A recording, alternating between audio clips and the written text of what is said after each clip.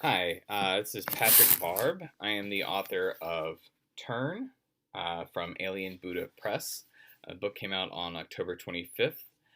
Turn is a vampire pro wrestling novella. So if you like one or both of those things, I would recommend checking it out. Today I'm going to read from chapter 4. It's the chapter called Tag in the book.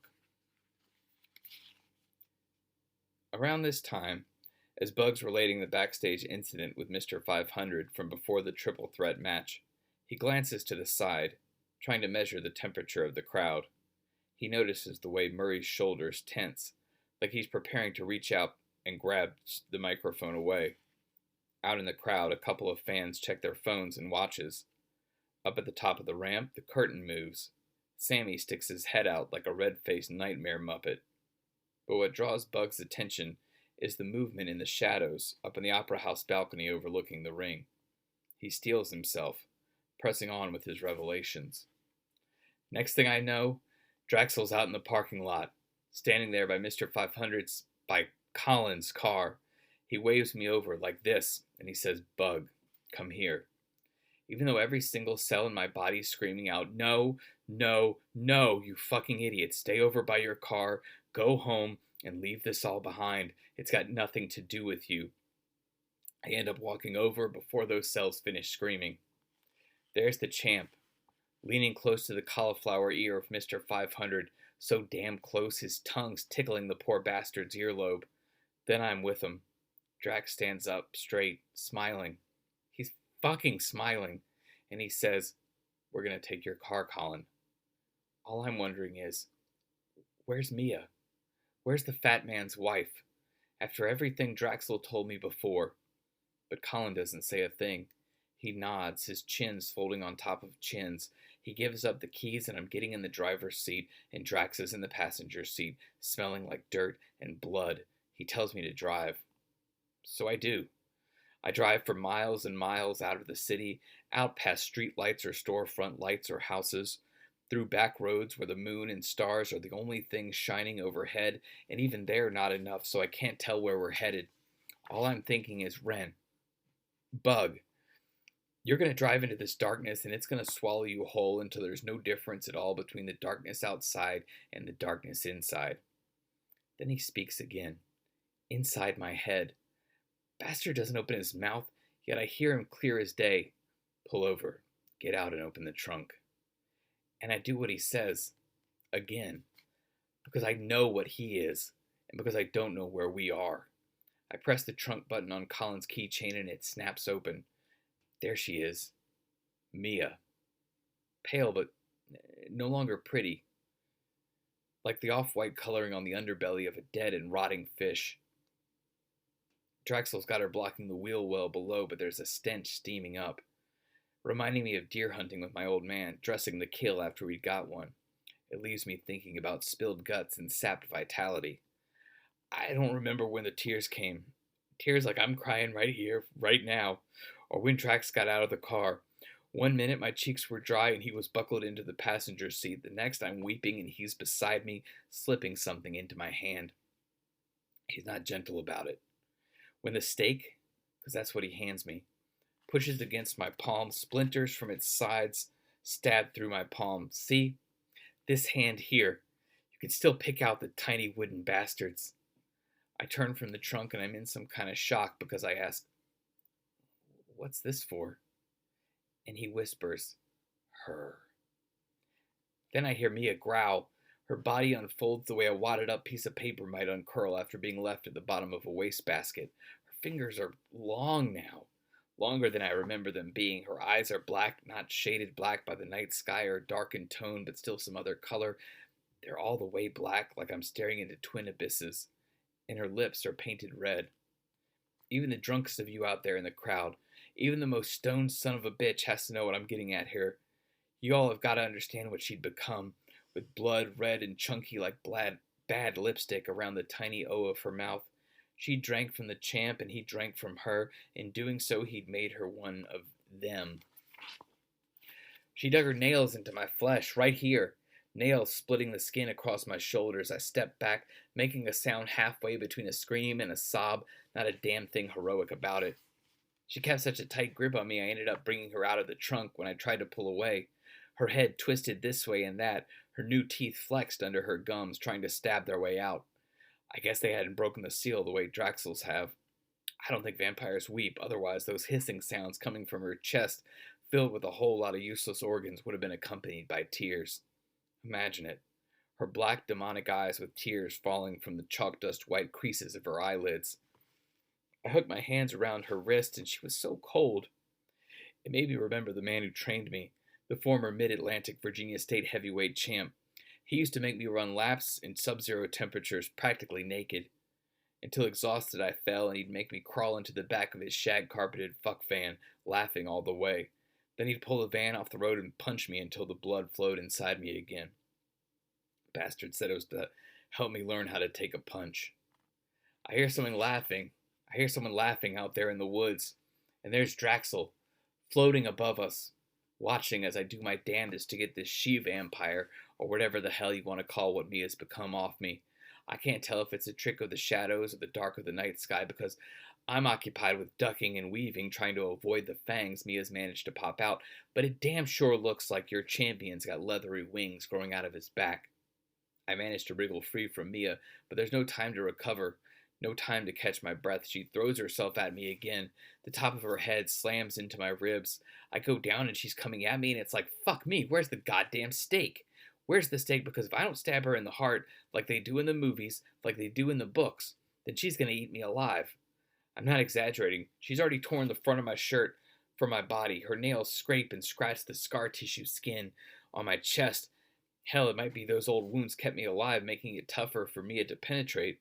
I reach down by my feet one more time and grab for the first thing I wrap my fingers around. It's not the steak, but a handful of dirt, twigs, pine needles, and other forest debris. I pick it all up and I throw them hard as I can. God damn it, wouldn't you know? It works. Sort of. The dirt or leaf mulch or whatever must scrape across those all-black corneas because Mia stumbles backward, away from me. She falls harder than I expected, bashing her head against the back bumper of Colin's car. Now I gotta move faster than I've ever moved before. There's no time for redos. This ain't going on any YouTube Botchamania compilation either. This is the difference between life and death. For a moment, for a fucking second, Luck's on my side. I cover Mia, digging my knees into her gut, and when my hand does a sweep of the ground surrounding us, wouldn't you know it, I find the steak. I snap it up, both hands holding tight. I lift my arms over my head, my heart's about to beat out of my chest, and my brain's buzzing, hissing like cockroaches crawled inside when I wasn't looking. But when I open my eyes, Mia's looking up at me with this dull, dazed expression. Black eyes, blood-red lips, but none of the same menace from before. It's enough to make me hesitate. My hands start shaking. Then this guttural roar explodes from her features changing on a dime, like I'm the dumbass fly coming for a drink inside the Venus flytrap. But as her face rises toward my neck, Draxel swoops down from his spot in the sky. With one arm, he pulls me off the girl, and with the other hand, he snatches the steak away from me and brings it down hard into her, aims it right at her chest.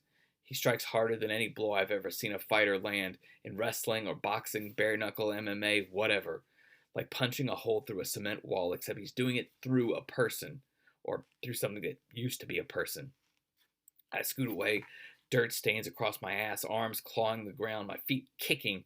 I'm doing anything to get away, because it's not like I've got any idea what the hell happens when you stab a vamp. A real vamp. And I still don't. Because once I catch my breath, once I understand why Drax is laughing again, I find he stabbed her, pinned her to the ground, but he's missed her heart. Like some magician pulling colorful silk handkerchiefs from his sleeves, Drax puts one more stake through her right hand, one more through her left, one through both her feet, and one he stabs right through her forehead, breaking past skull, past brain, until all his stakes are pounded through to the earth. Not a single one's in her heart. I grab his pant leg. He doesn't look down at me. He doesn't raise his foot to brush me away or step on me. He says, "What do you want, Bug?" Why? That's all I've got in me to ask. Why? Bug doesn't tell the crowd how he begged once more. He doesn't mention that when he grabbed onto the champ's leg, he called him Master and choked out jumbled words asking to be reborn, to be remade in Draxel's image. He keeps it to himself how much worse it hurt when the champ no-sold his pleas. He skips that part, but he doesn't shy away from what came next. He still doesn't look at me. He gets in the driver's seat where I've left Colin's keys in the ignition, and he starts the engine. Inside my head, he tells me, "Stay here, Bug. Stay here and watch." Then he peels out, spraying dirt and rocks and leaves in my face and over top of Mia, who's still alive, by the way. She's trying to push herself off the ground, and she can't get any leverage on account of how Drax has got her staked. She keeps fighting, though, letting out this pathetic mewling whine interrupted by coughing fits where black blood sprays past her red lips. The same black blood spills from her chest, from her hands, from her feet, from her head, until she's covered tarry black and lowing like a cow on the slaughterhouse line. It doesn't register how late it's gotten, or how early. Less than an hour later, the sun comes up. Or maybe it's 2 hours, maybe 3. The point is, it comes, and her black blood smoking. It radiates with a heat that makes my skin ache even when I'm watching from a distance. Then she catches fire. She burns like an oil spill set ablaze on the ocean. All I do is stare. I watch with my mouth hanging open, my eyes too dry for tears. It's too late to do anything for her anyway. Until she's gone. Once she's dust, I stand up and walk. I walk and I walk until I find somewhere to fall. Somewhere some good Samaritan finds me, picks me up, takes me in, washes me, dresses me, gets me a bus pass so I'll get home. And all that time, all I think about is... This time, when Bug checks around to see the response to his promo, everyone's watching. Murray leans against the ropes. Sammy and all the boys from the back have come out from behind the curtain. Faces and heels stand shoulder to shoulder. Everyone in the crowd's giving him their full attention too. They're quiet. Not the usual, "I'm bored, when do we see blood" kind of quiet either. They're enraptured. They're hypnotized by his words. Now Bug's sure all the time he spent practicing in front of his dirty mirror was worth it. He takes a deep breath, brings the mic closer, and says, "David Draxel, being a genuine monster and holding the Death Champ's heavyweight title." He'll probably kill me for revealing his secrets. Or maybe not. Maybe he'll insist I'm lying, tell you I'm delusional. But I've come up with a simple solution.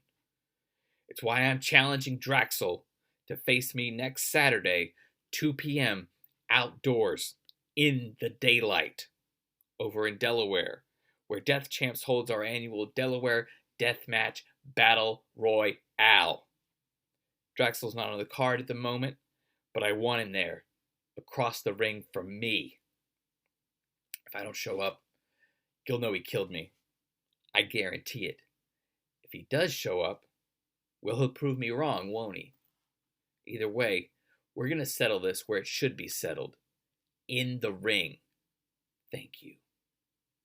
The last words come as a whisper. Bug sure no one hears them over the roar of the crowd. He stands there absorbing the applause, the shouts, his name echoing off the opera house rafters. Up at the top of the ramp, Sammy's smiling, nodding his head. Bug's sure if he got close enough, dollar signs would light up the promoter's eyes. The one voice he doesn't hear, even after the crowd disperses and the ring cleanup's done, is Draxel's. Driving home, Bug only hears his own voice. The once-in-a-lifetime promo he delivered rattles around inside his skull, playing itself over and over again. Now, he'll wait to find out if his challenge is accepted. And that's it. Thank you.